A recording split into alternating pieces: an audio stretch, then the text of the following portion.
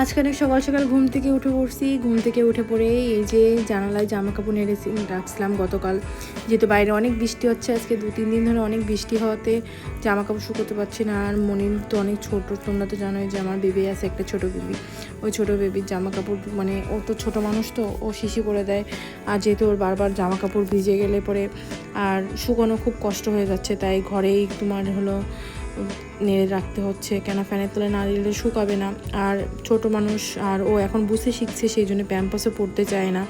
Always time Pampers পরাই রাখা যায় না, তাই প্যান্ট পরাই রাখতে হয়। আর প্যান্টগুলো শুকাতে গেলে তো অনেক ঝামেলা। আর ঘুম থেকে উঠে গেছে আজকে অনেক তাড়াতাড়ি উঠছে, কারণ ও অনেক দেরি করে ঘুম থেকে উঠে, প্রায় 12টা 12:30 দিকে ঘুম থেকে ওঠে সকালে। তাই আমি ভাবলাম যে 2 দিন হয়েছে যে বেডশিটটা চেঞ্জ করা হয় না, তাই আজকে একবারে ও তাড়াতাড়ি ঘুম থেকে ওঠাতে বেডশিটও চেঞ্জ করে নিলাম।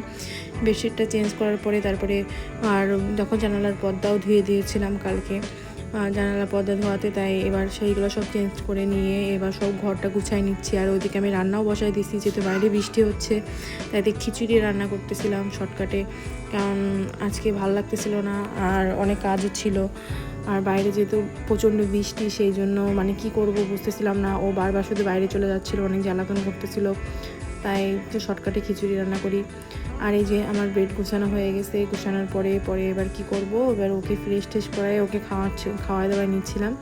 খাওয়ানো হয়ে যাওয়ার পরে তারপরে যেটা শ্যুট নিয়ে নিলাম যে কেমন করে গুছাইছি সেইটাই। ওকে ঘুম থেকে ওঠানোর পরে অনেক কাজ থাকে আমার, আজকে অনেক কাজ কম ছিল যেহেতু রান্না কম, সেই জন্য পরে এই যে ওকে খিচুড়ি খাওয়াই নিলাম। পরে বিকালে একটু ঘুমাইছিল, ও দুপুরের দিকে ঘুমায়। আর এই যে ঘুম থেকে কি দেখতেছো তুমি?